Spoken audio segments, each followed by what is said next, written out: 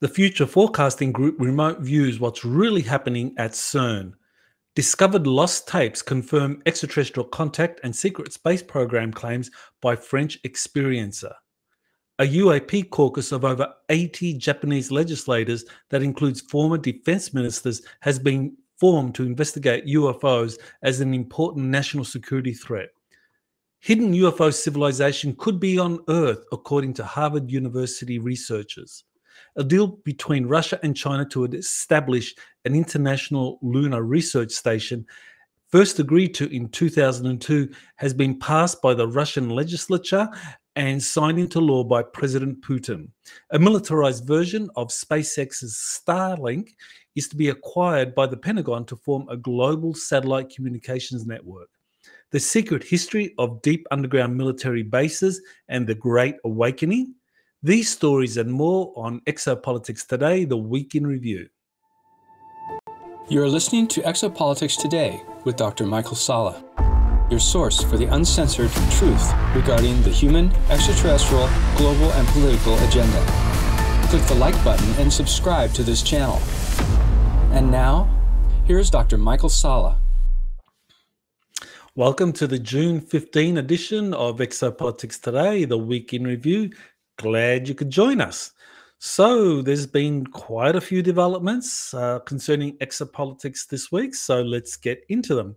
Well, here's something that was very, very helpful, and that is Dick Allgire's Future Forecasting Group, which is among the most accurate remote viewing projects in the open source world. I mean, there's a lot of remote viewers out there, but with the Future Forecasting Group, you got professional remote viewers with decades of experience doing double-blind experiments on various topics.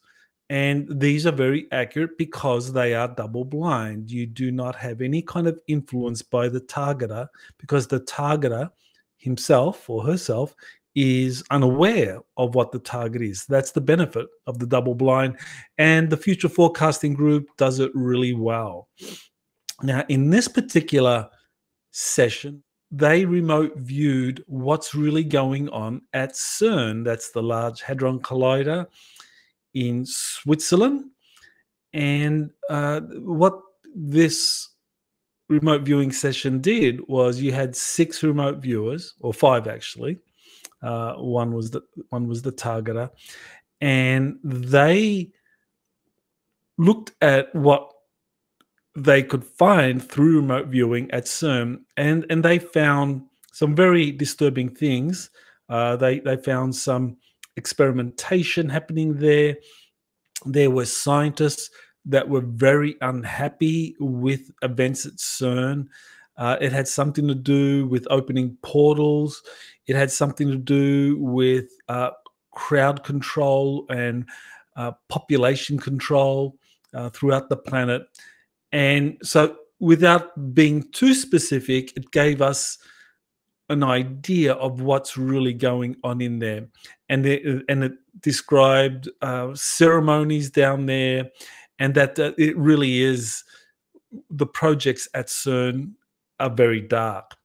Well, at least some of them are very dark. I mean, you can always have your kind of more public cover programs that look very science-oriented, but it is in terms of the true intent, what's happening at CERN is something that's really is a big concern. So that was the Future Forecasting Group remote viewing of CERN. So well worth taking a look at that. The full remote viewing session goes for an hour. They do have a couple of YouTube teasers to give you an idea of what's going on. Okay, so this is a video. I'll just play it in the background as I talk over it. So this is a video, a little teaser video for the Galactic Spiritual Informers Connection that is happening from September 27 to 29, just outside of Denver, Colorado. It's going to be at a suburb called Westminster, and it is going to be a really amazing event. Lots of top contactees and alternative researchers. I'll be there, and this will be very interesting in terms of some of the presenters that are going to be there presenting. So I will say more about that very, very shortly, about a surprise presenter. Okay, so that's the Galactic Spiritual Informers Connection. Here is a interview I did with Jean-Charles Moyen. And in this interview, what we covered was his recent documentary where he releases the contents of 2 tapes, audio tapes, that were recorded back in 1988 and 1992. And the 1988 one was done when he was only 18 years old. And the one in 1992 was 4 years later, after he completed his military service with the French Air Force. And what's interesting in these audio tapes is that he confirms, or he's actually talking about things such as his psychic abilities, meeting with extraterrestrials, being able to do things like teleportation, and also talking about men in black, that men in black were harassing him. So this is really an extraordinary find by Jean-Charles, because what it does is that it predates him to many other contactees who have come forward talking about secret space programs and extraterrestrial contact. Now, the first reference I had to a secret space program insider was Michael Ralph, where he in the year 2000, through these deprogramming sessions with his wife Stephanie, put out 2 books explaining his 20 and back program with the US Navy from 1976 up until 1996. So he was the first to explicitly talk about a 20 and back program. And in the debriefing, he talked about what happened there. Then after him, you had a few others. You had Randy Kramer in 2014. And he was the one that actually explicitly talked about the 20 and back program, talked about it in terms of this is an actual program where they recruit you, they get you to sign particular documents, they get you to commit to doing a 20-year service and make all these promises. And so he did that in, I think it was April of 2014. I was the first to actually do an interview with Randy and release that into the public arena. And that kind of really helped launch this secret space program genre, because with Michael Ralph, all we had were the deprogramming tapes. There were several interviews, but it wasn't very specific. With Randy Kramer, it was very specific about the programming, the way they recruit children, how they get you to sign up for a 20 and back. Then after Randy, probably about 8 months after he came out, or 6 months after he came out, then you had Corey Goode coming out. So Corey Goode actually followed Randy Kramer. And some of the key elements in Corey Goode's testimony, such as Lunar Operations Command, 20 and back, those terms, Solar Warden, those terms had been first discussed by Randy Kramer. Well, Randy Kramer wasn't the first to talk about 20 and back. He wasn't the first to talk about the Solar Warden. There had been people before him talking about that. But in terms of 20 and back, Lunar Operations Command, he was explicitly talking about those before Corey Goode. Then after him, after Corey Goode, you had quite a few others. Now, for those that have been following the testimony of Corey Goode, he threw a lot of that kind of like into this gray zone, because he backtracked on his claims of having physically gone up to the moon and being trained up there and being then sent off into deep space, saying now that, well, it was just like his creative imagination and astral traveling and so forth. Whereas Randy Kramer has never said that. Randy Kramer has never backtracked on his claims.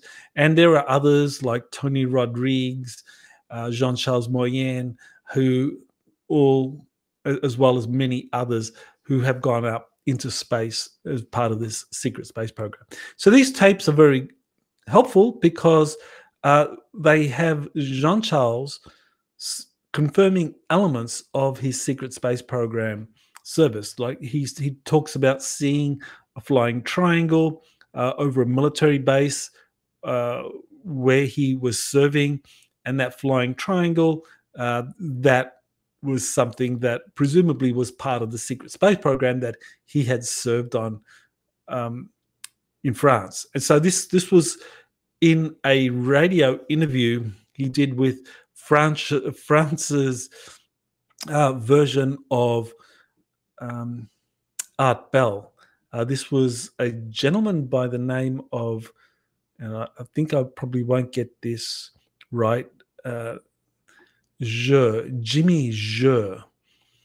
So Jimmy Jeu was France's Art Bell, and in 1992, Jean-Charles was featured as a guest, or he phoned in and explained to Jeu what had happened to him in terms of seeing extraterrestrials, psychic experiences, men in black, and seeing a flying triangle. And what's even more interesting is that Jimmy Jeu actually went to Jean-Charles's home and spoke to his parents about his experiences. So all of that really is very important because it gets us to revise the timeline and puts Jean-Charles as the first person to start revealing elements of his 20-back secret space program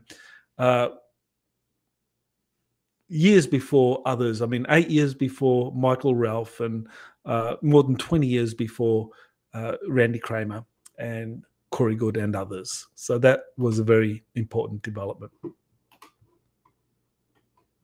So here is a alternative scientist, Nassim Haramein. What he says in this tweet is that the fundamental principle of the universe is that space is not empty. It is full of electromagnetic fluctuations called quantum vacuum energy.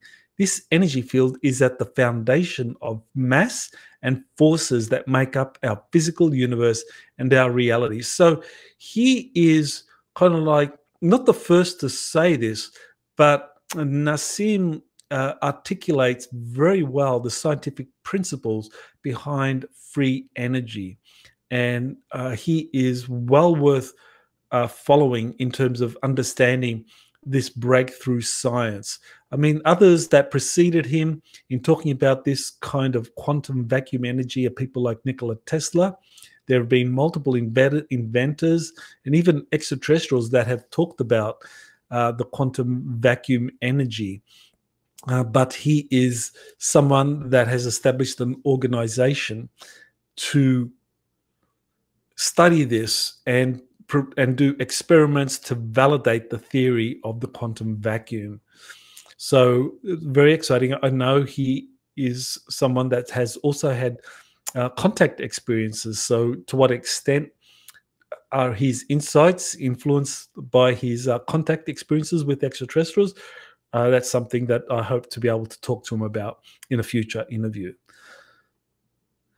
So here is a roundtable discussion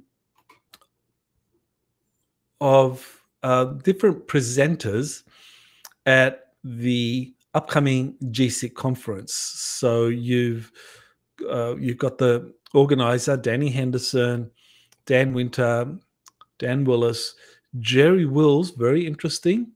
He is a contactee, and actually he might be what we might describe as not quite a walk-in. A drop-off might be a better description. And a drop-off, what is a drop-off? In the exopolitics literature, a drop-off is an extraterrestrial who is dropped off as a baby. Yep, you heard that right.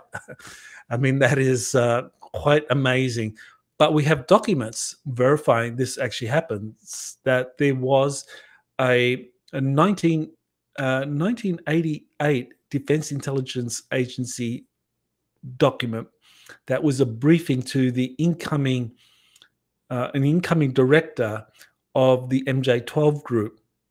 And in that particular document, it refers to an extraterrestrial crash where there were infants, like they were 6 months old. And the extraterrestrial that survived, an adult extraterrestrial that survived, along with, I think, 2 or 3 infants that survived, said that these babies were to be dropped off and left here and the idea is that this is the way benevolent extraterrestrials help raise the consciousness of a planet that they are interacting with or viewing, that they will drop off babies.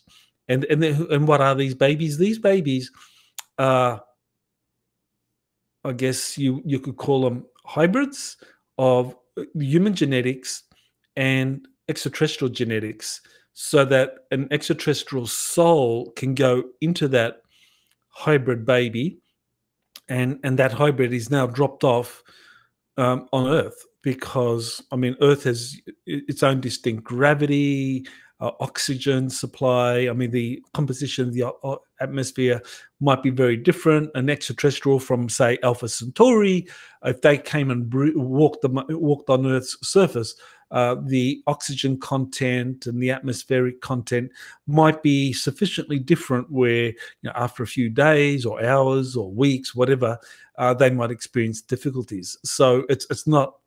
So if an extraterrestrial is going to live on Earth for some time, then there needs to be some kind of habituation or acclimation process.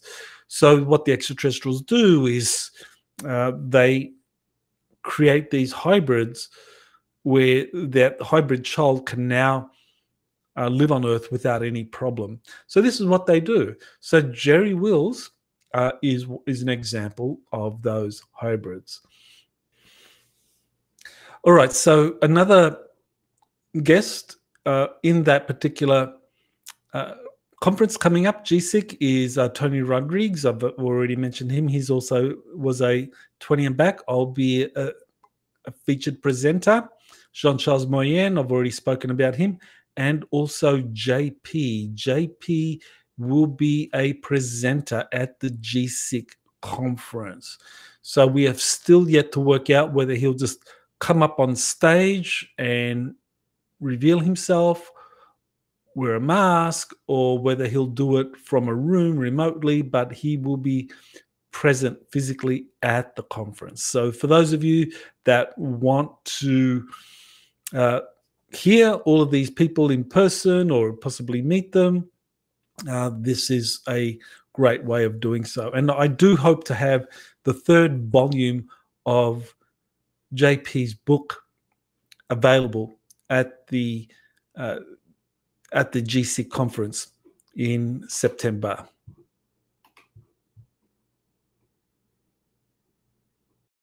Okay, so here's a Star Nations news that is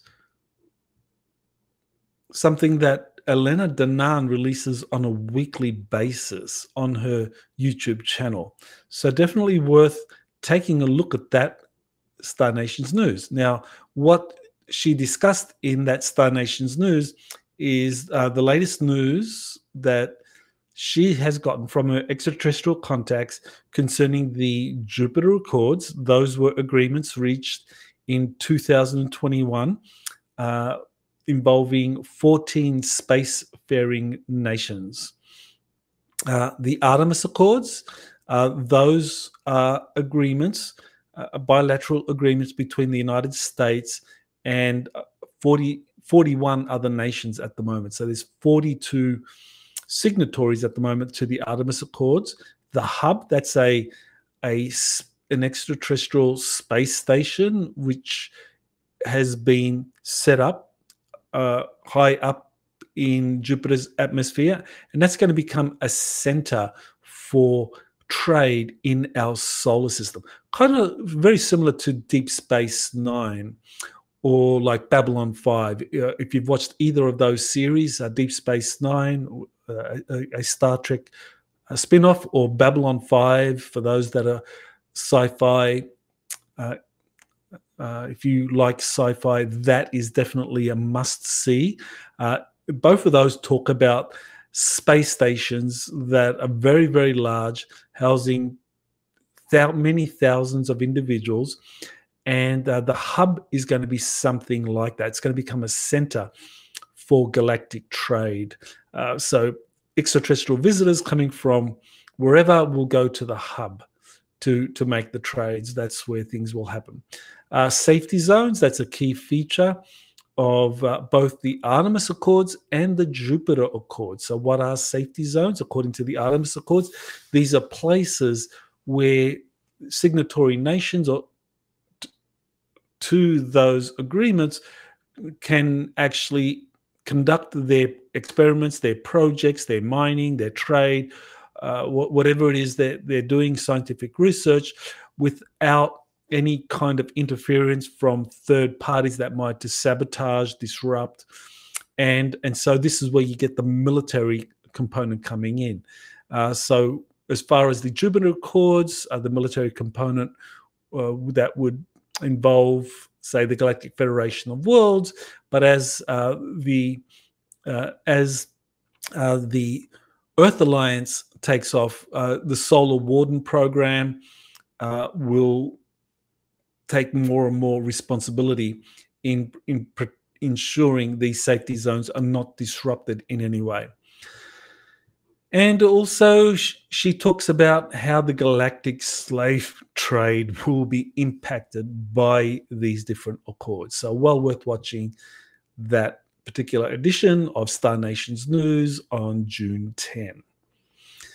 Well, here was something very interesting. There's a UAP caucus, or a UFO caucus, of over 80 Japanese legislators that include former defense ministers, and they have agreed to join a UFO caucus because they're saying that the UFOs are an important national security threat.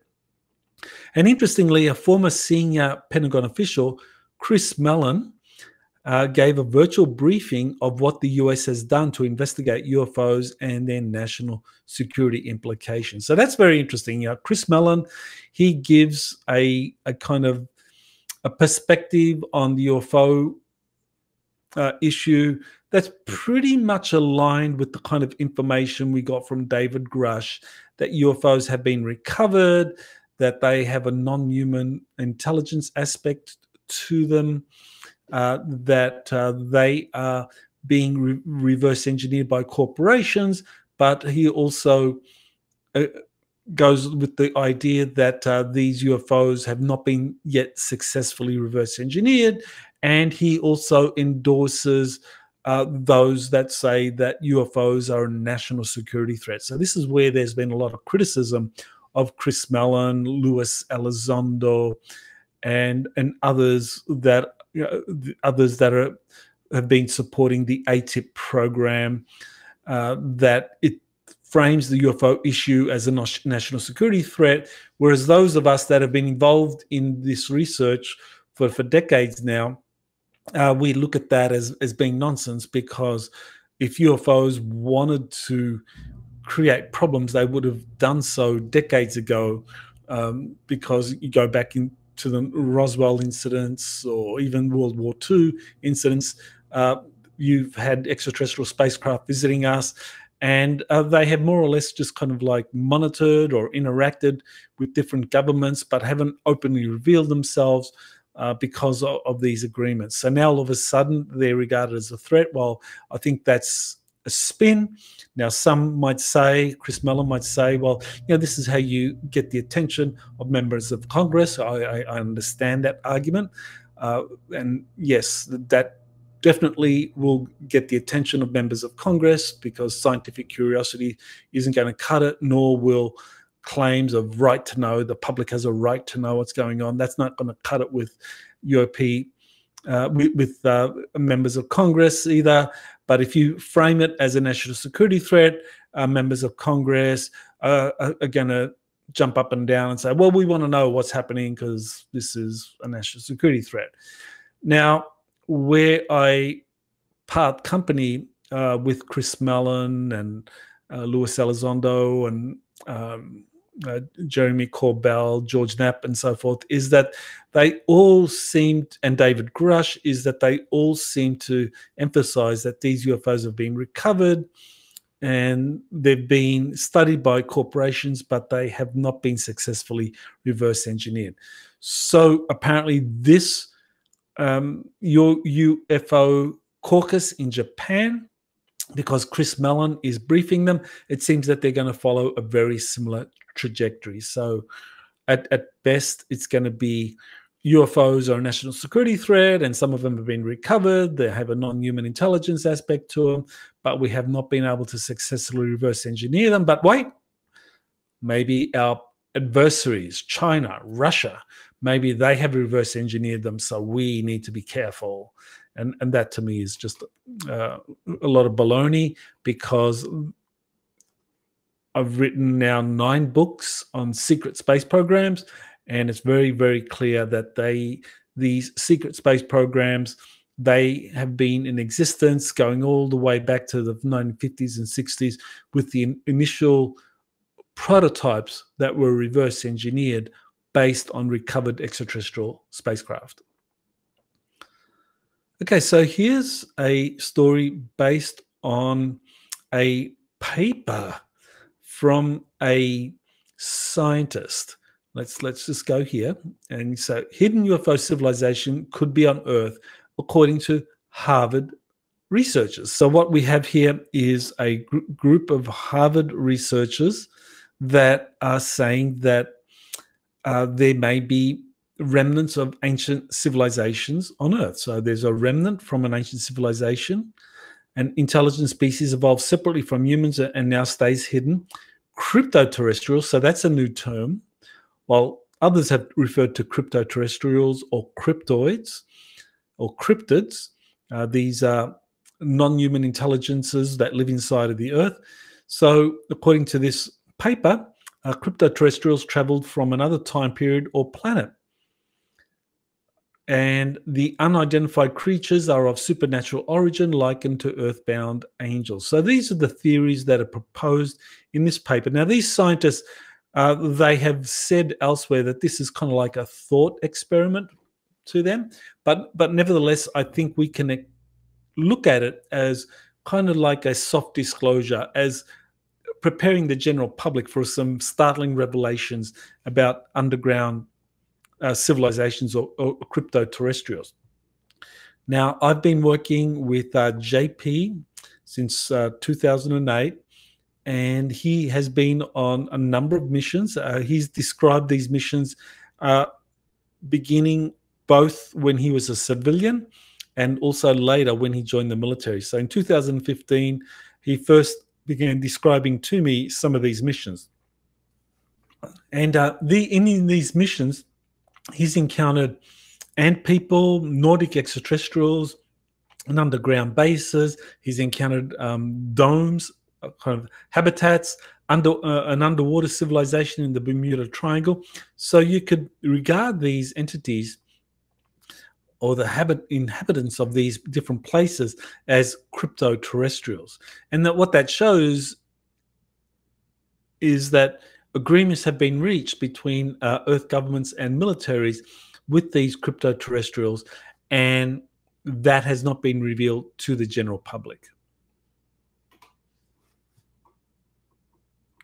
Okay, so here's a deal between Russia and China to establish an international lunar research station. So this was first agreed to in 2022. So Russia and China in 2022 agreed to this. But then because of the Ukraine conflict, Russia kind of took a back seat role in promoting this because of all the international sanctions against Russia because of its intervention in Ukraine. And China has been pushing this International Lunar Research Station project ever since. And so currently there's 11 signatories to the ILRS. But now what's happened is that Russia's parliament, the Duma, has ratified this agreement, and it was signed into law by President Putin. So what that tells us is that this International Lunar Research Station is going to be around for some time, that Russia has kind of given up on the West for the time being. That I think the reason there was a delay in Russia ratifying this is that President Putin thought that eventually the West and the West and Russia would reconcile, that Russia and the United States and NATO and the European Union would reconcile their differences over Ukraine, and that space exploration could continue as it has before. Because right now, the International Space Station, you have Russia, the United States, and European powers collaborating in an international space station. So Russia and Putin thought that cooperation could extend over the next decade without any problem.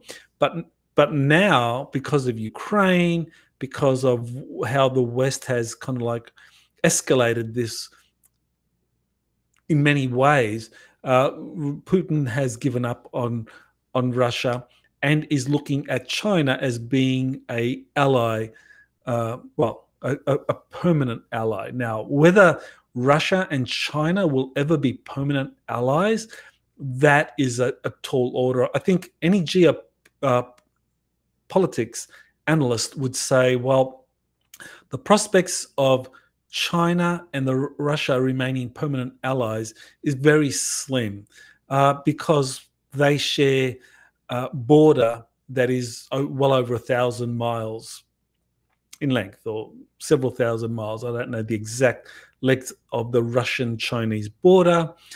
There are some border disputes between Russia and China. Russia possesses lands like Vladivostok that were previously in China's sphere of influence. And you contrast that with Russia and the United States that don't have a border.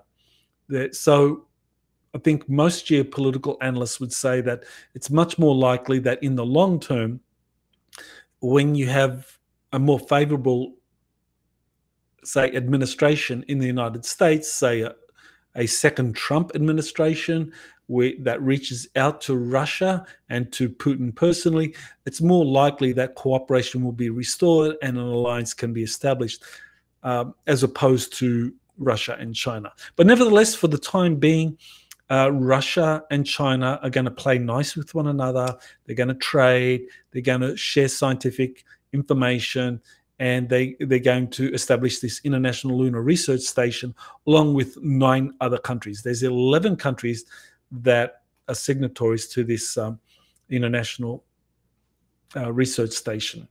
Now, that contrasts with the Artemis Accords that are currently, they comprise 42 signatory nations. All of the major nations, including some major BRICS nations like Brazil and India, have signed the Artemis Accords. So that is something that tells me that the Artemis Accords are going to be a long-term project, and that this is something that's corroborated or supported by what Elena Danaan has revealed concerning these Jupiter Accords that were signed in October of 2021, that the Artemis Accords are a kind of spin-off of that, or that the Artemis Accords really do support this idea that there are these secret Jupiter Accords reached between a group of spacefaring Earth nations and this alliance of different extraterrestrials that was agreed to in 2021. So now what we have is two rival space blocks. One that is led by the United States, that's the Artemis Accords, and now you have one that's led by China, with Russia kind of playing a secondary role, which has 11 signatory nations. And so this is one of the things that we can expect will kind of like continue to play out as China considers ways to kind of like get to position itself strategically so it can become the dominant space power on Earth. That's China's goal. How they will achieve that, that remains to be seen. But this International Lunar Research Station is one of the ways that China hopes to be able to establish itself as the premier space power on Earth. And so because of China's economy, it has a chance of pulling that off, whereas no other country, including Russia, could hope to kind of rival what the United States and the European Union does in space. But China, because of its size and population, does have a possibility of doing that. So here's a story about SpaceX's Starlink being militarized. Or part of it is going to be militarized by the Pentagon. So apparently over 100 of these SpaceX satellites are going to form a star shield for a future military satellite communication system. Okay, so here we have the Department of Defense. It plans to add 100 of SpaceX's Star Shield satellites to its future satellite communication architecture. Okay, so what's the big deal there? Well, the big deal here is that this has already been happening in the classified world. This, to me, is an example of how you have the open source world, SpaceX, Starlink, a part of the open source world, how that is a kind of bridge or a front or a cover, if you like, for the release of classified technologies that have been used for decades. So setting up these kind of like a satellite network around the Earth or around planets actually has been going on for some time now, for quite a few years. Now, according to JP, one of the missions that he did, he described going to Ganymede, and he says that around Ganymede you had a SATCOM communication system set up, very much like Starlink, but just much more sophisticated, and it's a military system. So that was set up around Ganymede.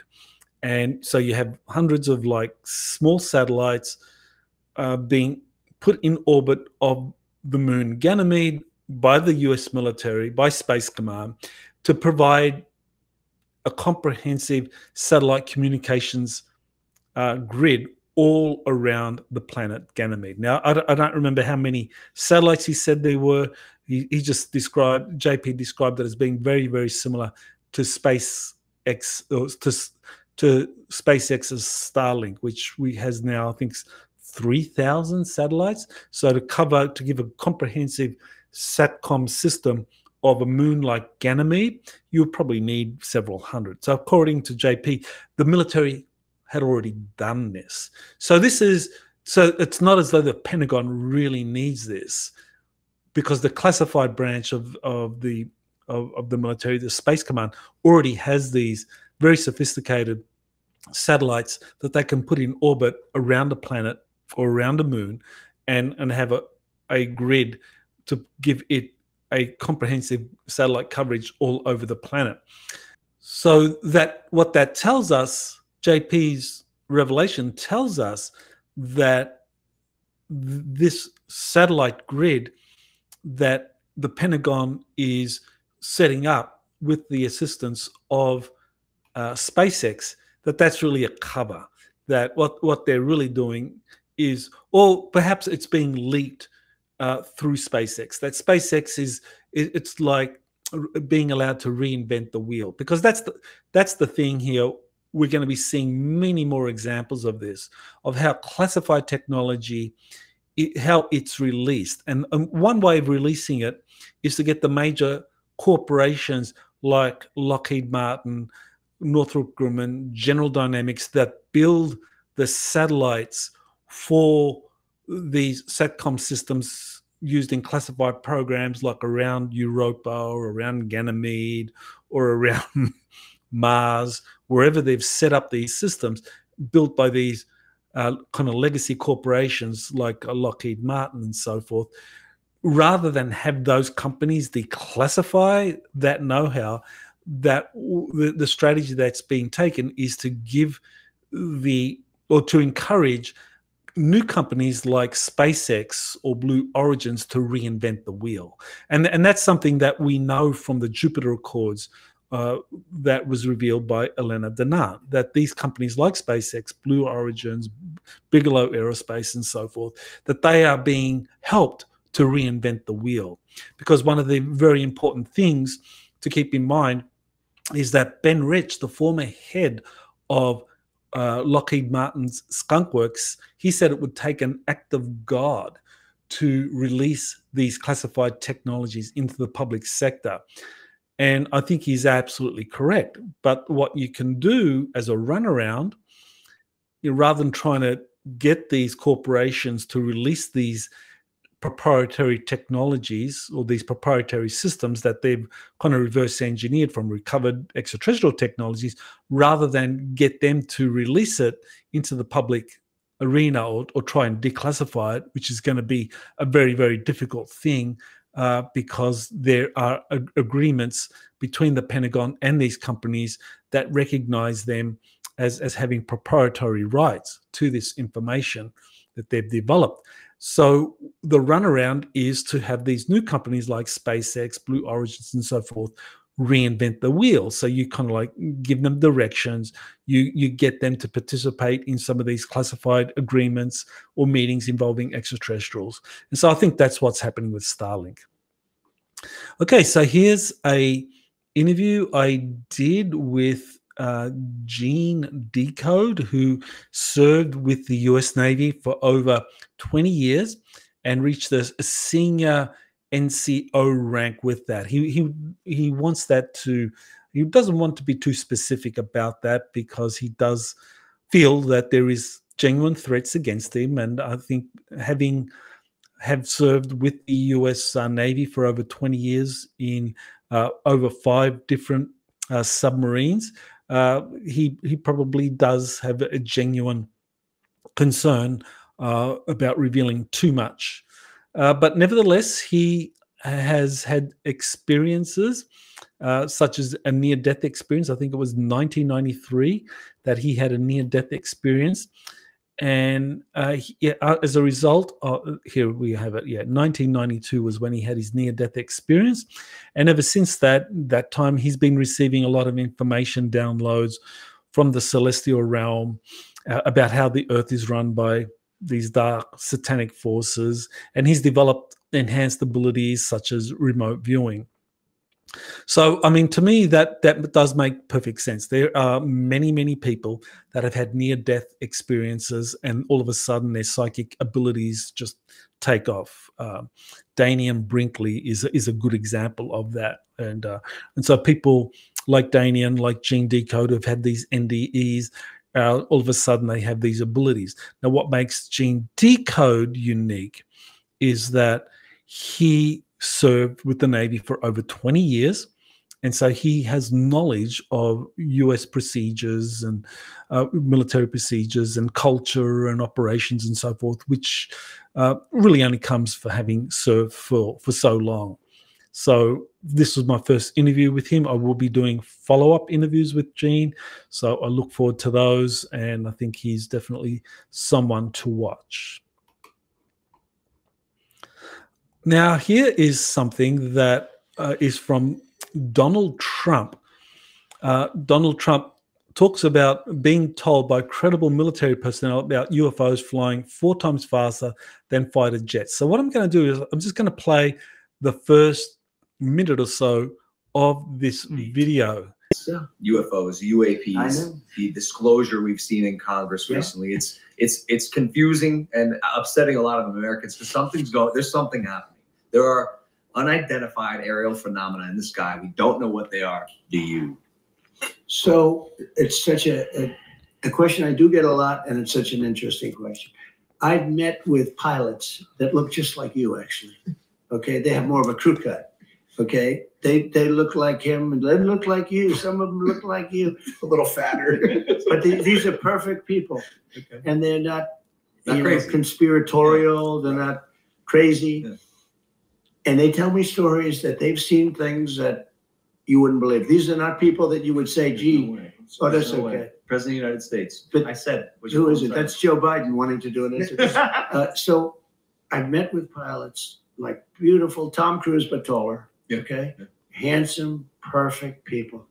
Sir, there was something there that was round in form and going like 4 times faster than my super jet fighter plane. And I look at these guys, and they really mean it. Yeah. And am I a believer? No, I can't say I am. But I have met with people that are serious people that say there's some really strange things that they see flying around out there. And, if you go to Nevada and you look. Okay, so that's kind of gives you an idea of what Donald Trump had to say. Now, what I think is important here is that, he was very careful to say that he's not personally a believer in UFOs, and he's heard these stories from military pilots describing these UFOs flying 4 times faster than fighter jets. Now, he's very careful in not revealing anything that he has been told in a classified briefing. And I think that is very important here, because my guess is that he knows a lot more, but got that information through classified briefings or by signing non-disclosure agreements. And as a result, he's very careful about revealing anything that he has been told, and kind of throws people off the trail by making statements like, well, I'm not a believer in UFOs, but, and he'll kind of like say what he just said.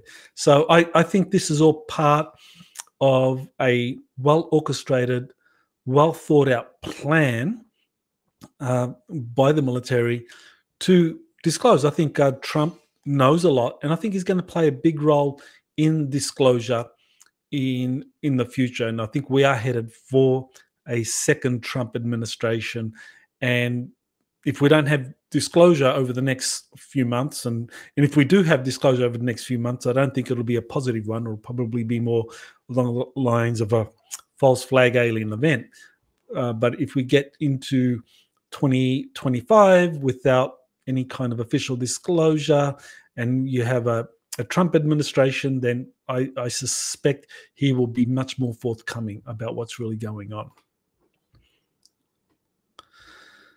Okay, so here's an example of the Department of Energy Secretary kind of like obfuscating what is happening in terms of UFOs being seen around nuclear facilities, as has been reported for decades now. Robert Salla was among the first to talk about that at the 2001 Disclosure Project press conference, where he discussed these UFOs being seen near nuclear facilities or military facilities. So the Department of Energy facilities have also had UFOs over them. And so the Secretary of the Department of Energy kind of does a little bit of sophistry here, saying that, well, UFOs, according to the historical record, they're released by the ARROW office, there's no evidence that they exist or that they're a national security threat. But drones, yes, there's drones out there, and that they are a national security threat. So the Secretary of the Department of Energy plays these word games. But what was very interesting was that she confirmed that the Department of Energy works with the Joint Special Operations Command in dealing with these national security issues. So that's very revealing, because it says that GSIC is working with the Department of Energy in dealing with this UFO phenomenon. So now, the interesting thing about GSIC is that it's part of the Special Operations Command, which is based out of MacDill Air Force Base in Tampa, Florida. Now, what makes this interesting is that in 2017, JP, who's currently serving with the US Army, took dozens of photos of anti-gravity craft operating out of MacDill, and he was encouraged to do this by operatives that were part of the Air Force Special Operations Command. And so he was encouraged to do so because what the Air Force operatives wanted the public to know was that these craft were not alien craft, that they were actually anti-gravity craft that had been reverse engineered by the military or by corporations building them for the military. So this is, I think, very interesting that the Department of Energy the Secretary admits that they've been working with GSIC, and that GSIC is a part of Special Operations Command. And they have this history of operatives within Special Operations Command wanting to reveal the existence of anti-gravity reverse engineered spacecraft that are operated or used by the different covert branches of the US military. Okay, so here is the last story for the day. And so today, later on today, I'm going to be holding my next webinar on ancient ET gods among us. So here's my announcement for the final day, and I just wanted to mention that I think that there's a lot of parallels between what ancient history tells us about a time when these ancient extraterrestrial gods openly interacted with humanity and the fall of Atlantis. In a way, we are repeating history. I think the United States is the kind of national reincarnation, if you like, of of Atlantis, and that rather than United States and our planet going down the same road of Atlantis, the path that Atlantis took, which was a series of imperial wars that led to these cataclysmic changes, that led to Atlantis sinking and Atlantean colonies being set up in places like Egypt, where it was determined that would be safe places, and you also had the construction of pyramids and halls of records. That all of these things were happening just in the final days of Atlantis, and so today we are kind of in a very similar period where there's a lot of fear over whether or not we're going to follow that same path as Atlantis. Are we going to end up in a nuclear war?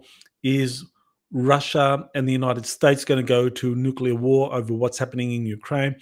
Is there going to be a nuclear confrontation between the United States and China over Taiwan? Could there be a nuclear confrontation with Korea even? So all of these things are big concerns.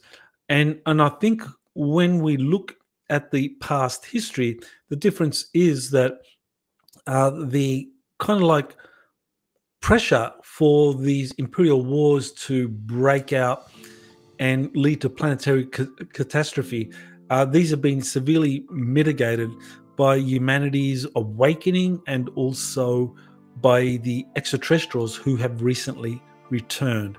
Now, the returning extraterrestrials, the ones that have returned, they are much more senior, much more evolved than the extraterrestrials that have been secretly in control and manipulating human society for centuries, if not millennia. and that have recently been forced to leave because of the arrival of these positive extraterrestrials. So I'm going to be talking all about that, discussing how the Egyptian gods relate to these returning extraterrestrials and what that means for the future of our planet. So I did return from a 2-week tour of Egypt where I got to see some of these locations. So I'll share some of what I saw and filmed over there. And this is going to be a fascinating webinar. I hope you can attend, because I think these gods or these ancient extraterrestrials have returned, and that they're going to play a big role in where humanity goes in the future. So I hope you can join me for that webinar. So that'll be today. So hopefully I will see you there. So thank you for tuning in and watching Exopolitics Today, the week in review. We just reached the new milestone, 170,000 subscribers. So thank you to all of you for subscribing. You have been listening to Exopolitics Today with Dr. Michael Salla. Please remember to like, share, and subscribe to this channel. Join or start a conversation in the comments. Take the time to explore the vast library of best-selling books, webinars, and podcasts by Dr. Salla.